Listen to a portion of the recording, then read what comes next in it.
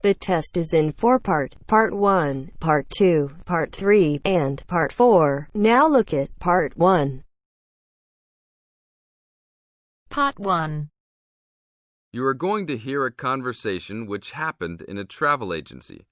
First, you have some time to look at questions 1 to 5.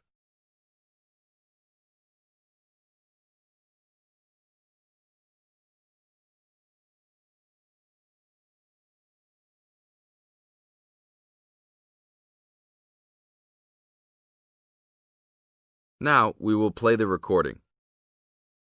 Listen to the tape and answer questions 1 to 5. Hi, I would like to make a reservation for a round-trip plane ticket from London to New York. Welcome to the Student Travel Agency. London to New York. Let me see if we have any student specials for that flight. Yes, we do in fact. What days would you like to fly? I am looking for a flight around the 10th of October or so. And how about your return date? Ideally, the 31st of October.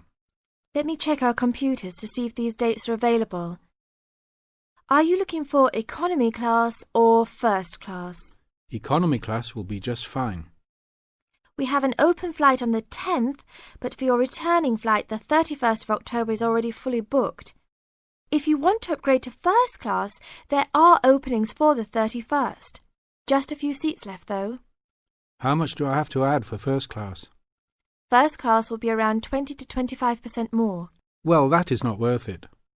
I would rather just fly on another day. Do I have any other options? There are open seats back to London on the 1st of November. There are openings for first class that day too. No, I won't be able to do that because I have to work. Is there anything before the 31st? Maybe the 30th or 29th? Let me check. You can fly on the 29th, but not the 30th. The 29th is a little bit early. Is there any way I can be on a waiting list of some sort? Of course, but you should still confirm a return date just to be safe. OK. How about if I book a return date on the 29th and add my name to the waiting list for the 31st? Can I do that? Sure, I can do that for you. Do you also want to add your name on the waiting list for the 30th also? I would recommend this in the scenario that you do not get the flight for the 31st. That is a good idea. How much will the round trip cost? I will calculate your price for you. Your total will be £565, not including tax. Now look at questions 6 to 10.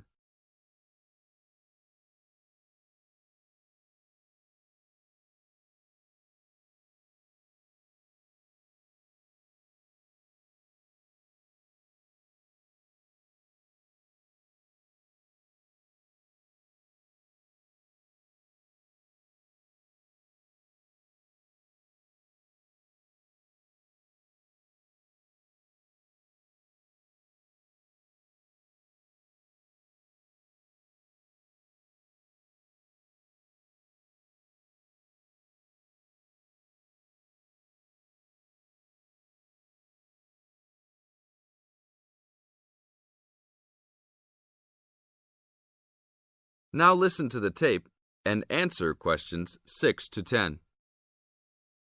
That's not too bad. Is there any discount for students? That is already including the discount. Without the discount, the price is easily over £600. OK, that sounds good then. Please put me down for those dates. I will need your information. Name and student identification number, please. Kenneth Conley, student ID 92123020. Your phone number, please. 87052109. Please tell me your mailing address. 354 Westchester Drive, London. Thank you very much, sir. How would you like to pay for the ticket? I think I will pay in cash. Well, you don't need to pay right now, just when you come to pick up the tickets. You will need to pick up the tickets at least 2 weeks before departure. That is no problem. One quick question. What happens if for some reason I need to cancel my trip? The student discount tickets are unfortunately non-refundable. However, if your cancellation is before 24 hours of takeoff time, then you can reschedule your flight for another day. If the cancellation is within 24 hours, then you forfeit your ticket. I understand. Well, thank you very much. I will see you next week. See you then. That is the end of part 1. You now have half a minute to check your answers.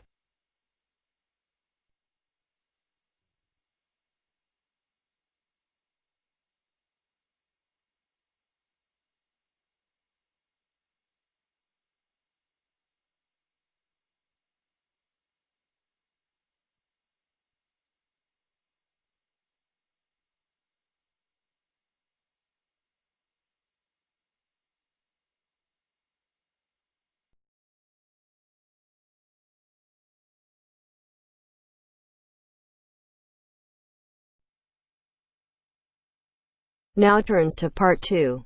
Part 2. You are going to hear a lecture given by a counselor.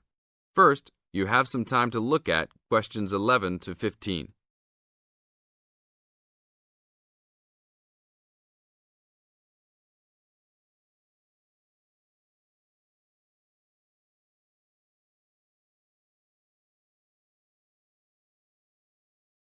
Now listen to the tape and answer questions 11 to 15.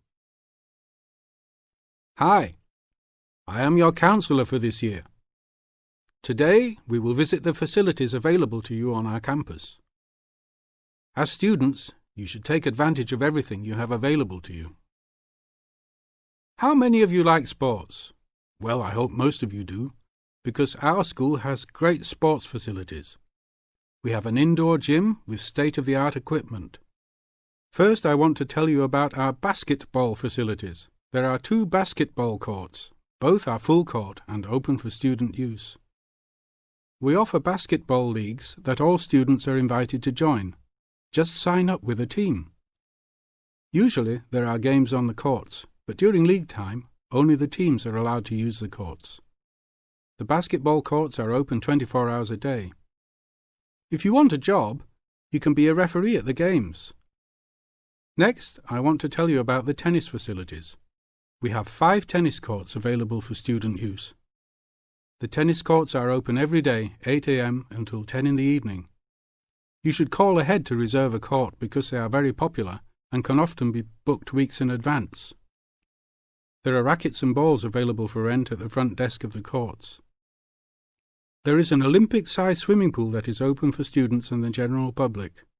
There are also showers and locker rooms available. The swimming pool is open every day, 9 a.m. until 7 in the evening. There are openings for the position of lifeguards, so if you are looking for a job in the sun, this might be good for you. Now look at questions 16 to 20.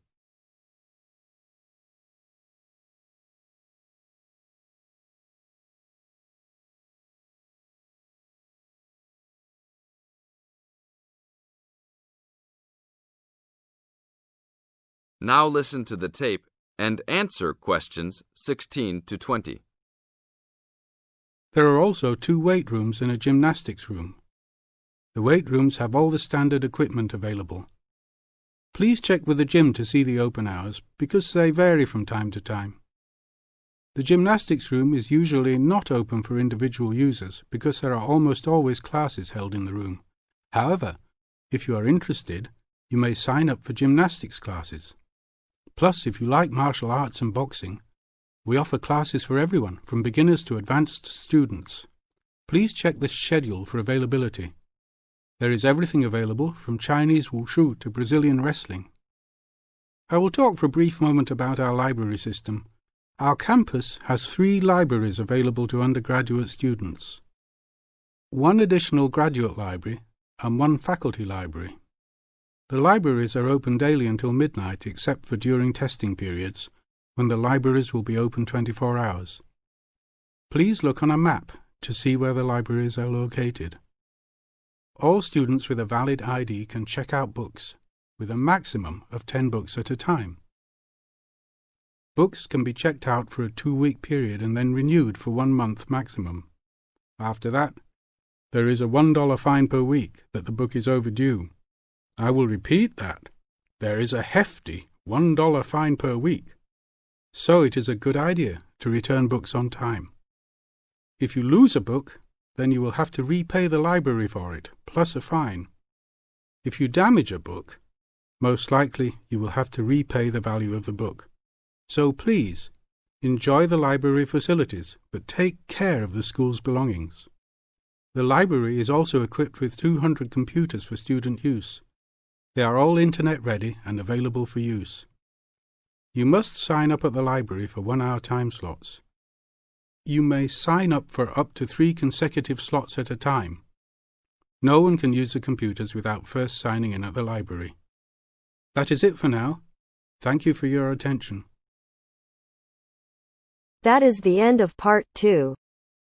You now have half a minute to check your answers.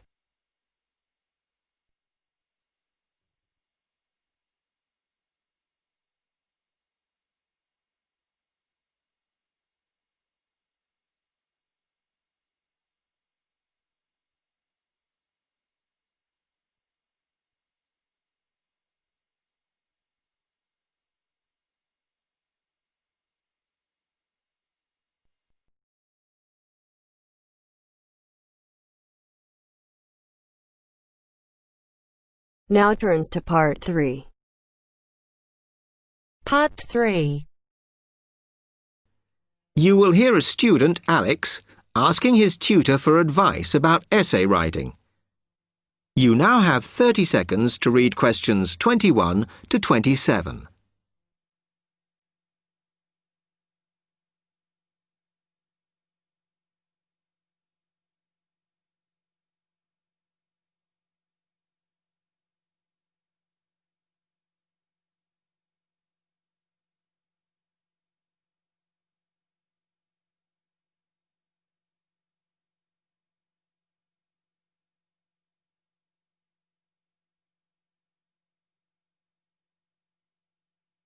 Hi, Alex. Come in. I gather you wanted some help with writing essays. Yes, I'm finding this first term difficult, and I'm worried about the assignments we have to do for January. Well, let me see if I can help. You shouldn't panic about it, because essay writing is a very straightforward process, really. What it involves is organising the information that you want to include. You shouldn't have more than you can easily manage within the word count. Make sure you haven't got too much or anything irrelevant. You need to look at that and work out what you need and what you don't need before you start. And then you just have to think about how you're going to put forward your argument. Oh, that sounds very straightforward when you put it like that. But I'm worried I haven't got the necessary skills for writing an effective essay because English is my second language. Well, perhaps you misunderstand the skills you need.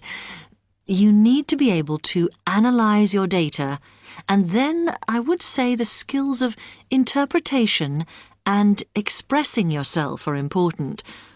Perhaps it's this last one that bothers you, but the more essays you write, the more you will develop these skills. Yes, and I don't quite know how to improve at that.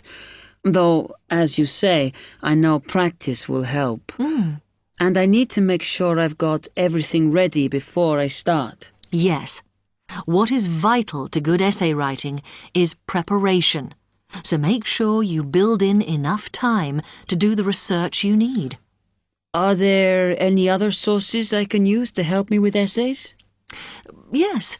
You should go to the library and look through the reference section, because there are books that focus on the style we use in academic writing, and those will help you a lot. The other thing that you should think about is what happens when you've actually written your essay. Too many students just complete their work and hand it in, whereas what you should be doing is making sure that you edit it as thoroughly as possible. Oh, yes, that's a good idea. Then I'd pick up any mistakes and also see if it reads logically. Exactly. The other thing is, again, what a lot of students do is get their essays back, look at the marks, then just file it away. They don't realise that if they checked it through and looked at what the tutor had written, then they can learn from their old essays. Yeah, I can see that's a good idea. So, is that okay? You can always come back to me. You now have 15 seconds to read questions 28 to 30.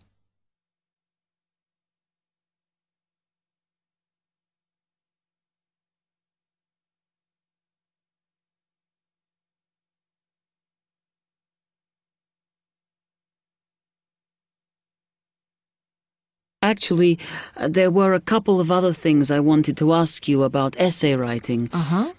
I had a few thoughts of my own about what I should do, such as really taking good notes when I'm reading, because that helps, doesn't it? I think it improves your knowledge rather than your actual writing. But one tip I can give you is to try and not read too much. Otherwise, you end up including irrelevant material in your essay. Remember to stay on task. Yes. Sometimes I have problems interpreting the questions correctly, or the whole question seems overwhelming to me.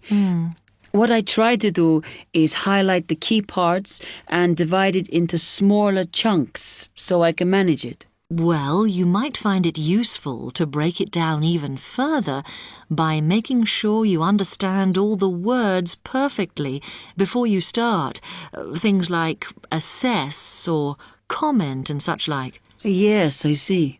Sometimes, after an objective analysis, the question actually asks you for a subjective opinion.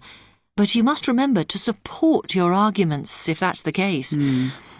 One final comment I can make is about using your own words. You must try to do this as far as possible. You're expected to summarise what you've read, not just string together a list of quotations. In fact, you shouldn't have too many. Just use them where it's really important. Okay, thanks. Do you read other students' essays when you've finished? No. Why? Is that a good idea? Well, you can confuse each other, so I'd advise against it. But it's up to you. Okay. Thanks very much for your time.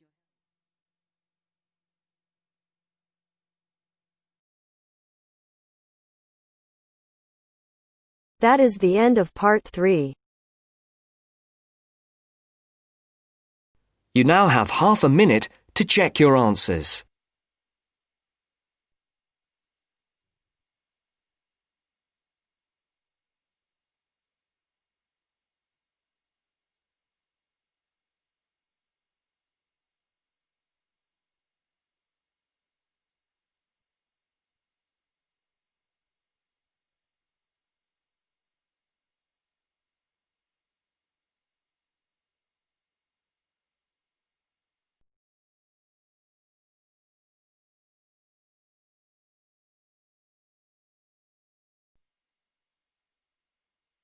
Now turns to part 4. Part 4. You're going to hear a lecture on some useful information for your travelling around Britain. Listen to the first part of the lecture and complete the notes below. First, you have some time to look at questions 31 to 40.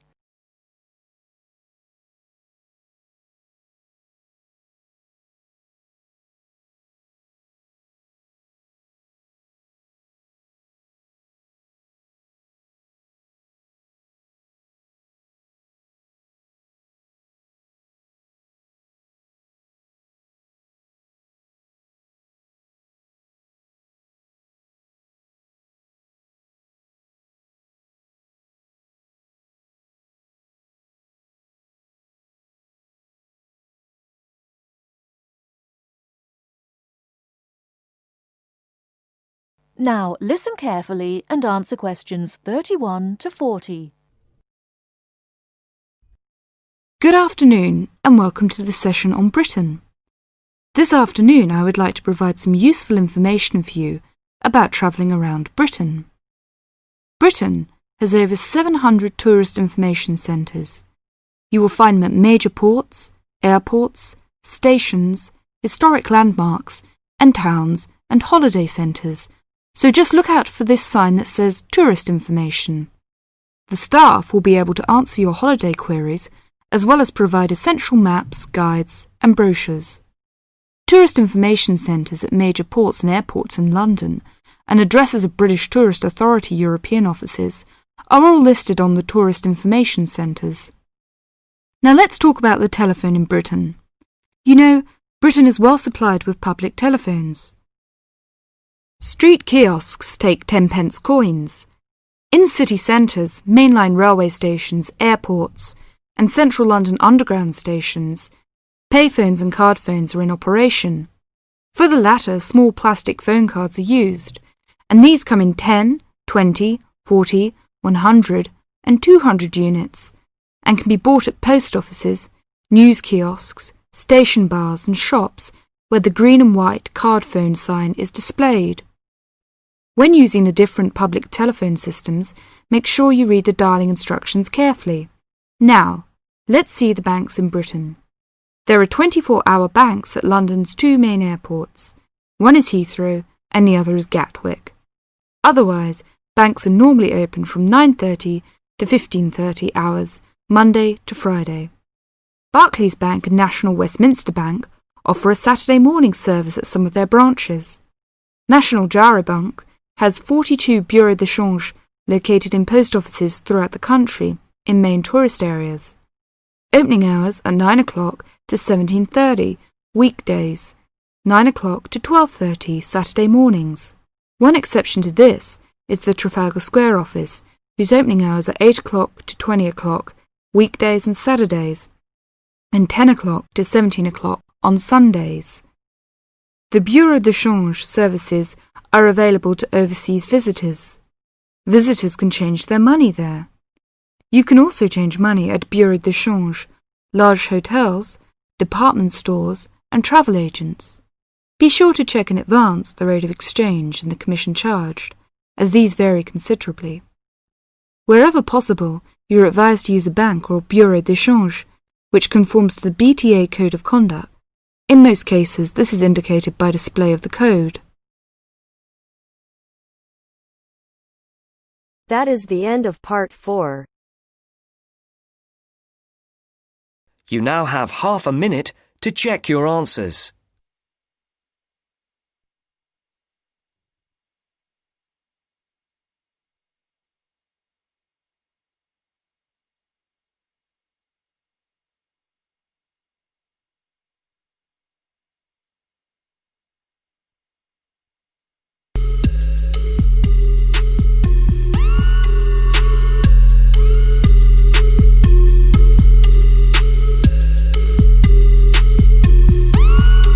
That is the end of the test. You now have 10 minutes to transfer your answers to your IELTS Listening answer sheet.